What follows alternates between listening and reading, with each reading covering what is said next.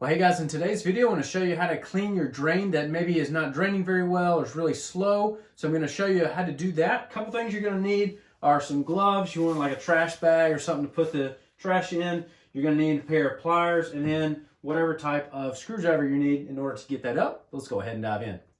So guys, first thing you're going to do is just go ahead and unscrew these screws. Be really careful with these because if they fall down there, they are gone.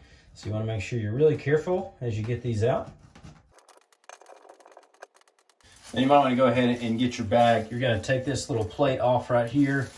And a lot of this is just going to be hair and soap scum. Some of it, one time I did this and it was really connected to this, but this time it's not. So we're going to go ahead and get this stuff off. You can just pull it all out of there. I know it's kind of gross, but just get as much as you can.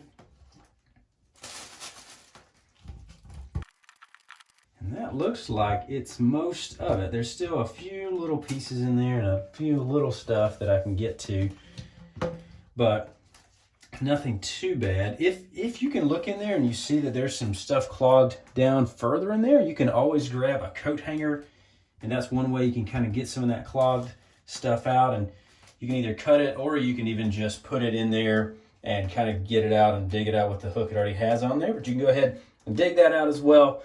But you can mainly just get the stuff around here on the front, and that should really help you. Then once you've cleaned this out the best you can even get a paper towel and kind of wipe it clean the best you want to. But then you just put these screws right back in here where they go. Again, be really careful. You do not want to lose these. Just real simple here. Put these back in and just tighten it back down.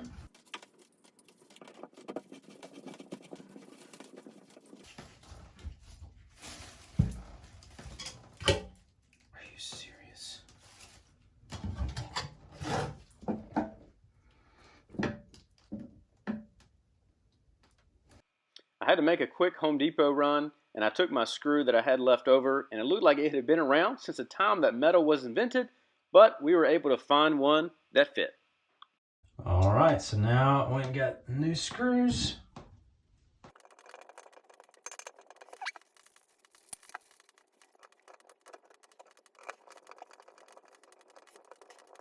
So even though we had a little hiccup, went ahead and put everything back together, tested it out, and it works just fine back to normal. So hopefully this video helped you, and if it did, you can let me know that. You can leave a like and subscribe down below. You can also check out another video over here, and I'll see you over there.